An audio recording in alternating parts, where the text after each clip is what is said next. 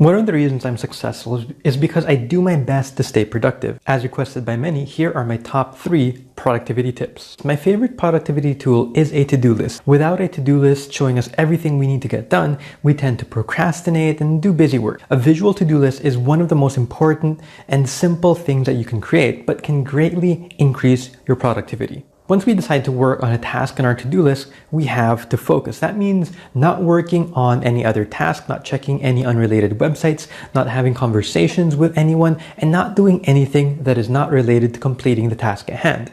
When I give full focus to my tasks, I can complete them 4 times faster. On average, people get over 50 notifications and check their phones over 100 times a day. If we're trying to focus on our tasks, we have to eliminate these distractions. Put your phone on silent or off and close out sites that have notifications. Do you want more discussions like this? Let me know in the comments below.